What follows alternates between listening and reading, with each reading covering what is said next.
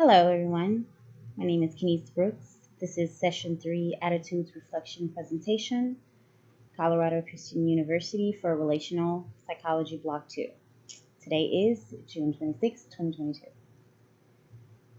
My attitude. The question was to give an overall reflection on how your attitude or the attitude of the person you observe changed or remained stable throughout the day.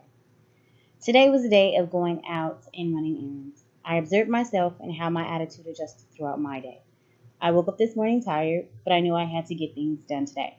I needed to go get gas, store, and mall. My attitude was focused on getting things done and my bank account.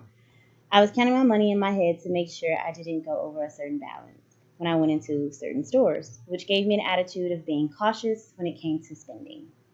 My attitude changed when I entered the mall due to so many people in long lines, which I knew I would have to deal with no matter which store I walked into. After about 2 hours of being at the mall, and most of the time was spent on standing in lines for a few purchases, I was ready to go so that I may get home and just relax for the rest of the day.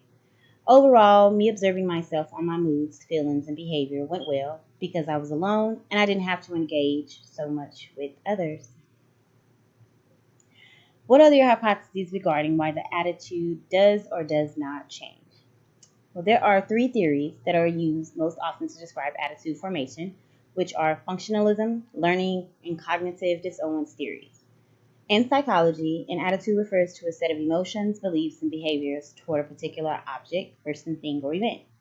To evaluate a person's attitude changes, this would conclude people whom they have been around, issues, objects, and events, whether these things have been positive or negative. Another way of describing how attitudes change is proposed by researchers E.J. Swartz, 2007, who argued that attitudes are constant flux rather than being a stable personality trait.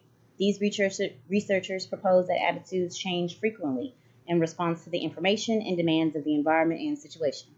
As we receive cues from the social setting, we continually alter our attitudes about it. Sabates, A.M., 2012, page 242. Functions. Explain the functions that an attitude serves. Attitudes serve four major functions for the individual: the knowledge function, echo defense function, value expressive function, and adjustment function. Given the amount of mental energy we spend on forming and maintaining attitudes, we can summarize that they serve many important functions. Attitudes can help us organize our complex social world because they enable us to interact with it without having to reevaluate the same target, persons, or situation each time we encounter them.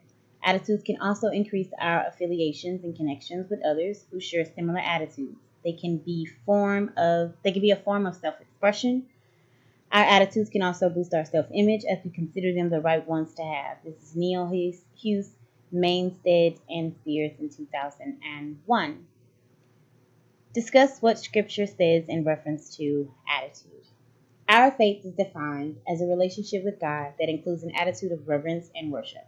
As Christians, we seek to have attitudes toward one another and the world at large that reflect this loving attitude toward God.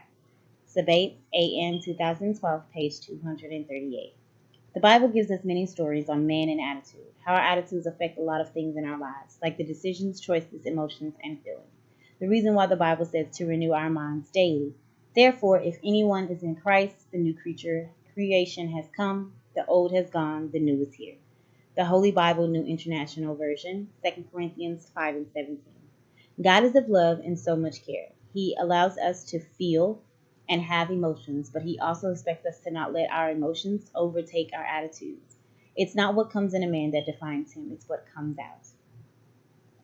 These were my references. If I got a couple of my information from WearyMillmanMind.com, Siteman.com, and Debates AM 2012, Social Psychology and Christian Perspective, InterVarsity Press book.